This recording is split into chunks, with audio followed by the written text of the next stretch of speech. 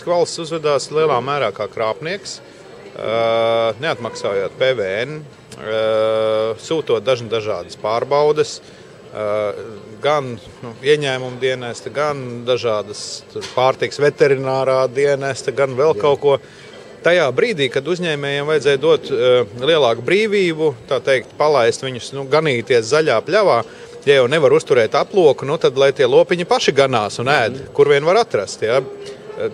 Piedodiet par salīdzinājumu. Bet patiesībā šādiem principiem šobrīd būtu jāstrādā. Ja? Un šie kontrolējošie mehānismi pēc iespējas jāsamazina un arī jāatbrīvo nodokļu sloks. Jāpriecājas par katru cilvēku, kas ir spējīgs pats sevi nodarbināt. Man šobrīd notiek tiesvedība, kura mani ir administratīvi sodījis uzņēmumu reģistrs, atzinis par vainīgu nesaulaicīgā dokumenta iesniegšanā, kas gan bija īpašnieku vainas dēļ, bet es esmu amatpersona, valdes priekšsēdētājs.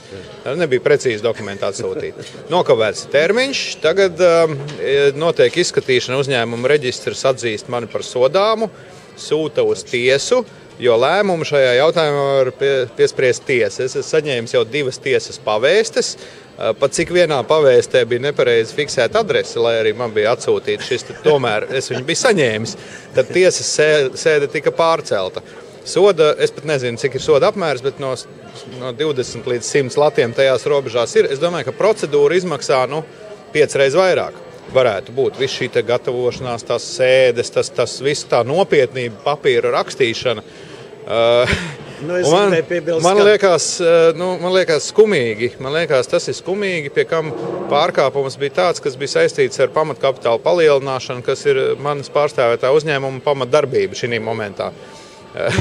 Un tātad valsts ienāk līdzekļi, ja tie ir miljoni, tie ir reāli miljoni, no kā vēl tiek maksāt nodokļi, un par to tiek sodīts, jo, lūk, tur kaut kādas nedēļas kavējums un tā tālāk. Viņiem ir pazudis, tāda sapratne, kā labā viņi tur ir, jo viņi tiešām nepārstāv nekādas intereses, viņi pārstāv tas nosaukums valsts intereses.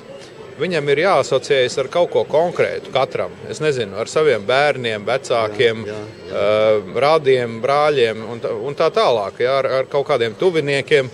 Man ir kaut kādas savas asociācijas. Un tad, ja es aizstāvu valsts intereses, tad es pa viņām, man viņas ir tādas miesīgas, var teikt.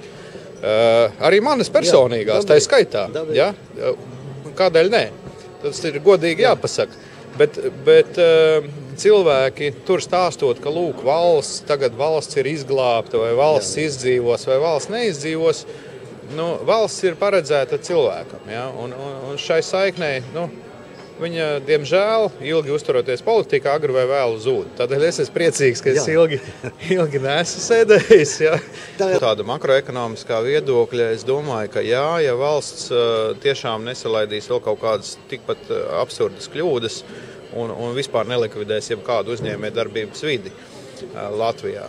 Bet es patiesībā vispār esmu ļoti pozitīvs cilvēks, un ja mēs pastamies kaut vai mūsu vecāku dzīvē vai vecvecāku dzīvē, tad pāri gājuši kāri cilvēki ir sakrāmējuši visu savu mantu ratos ar visiem bērniem, braukuši uz Sibīriju un vēl nezinu kur, un šobrīd nekas tāds nav.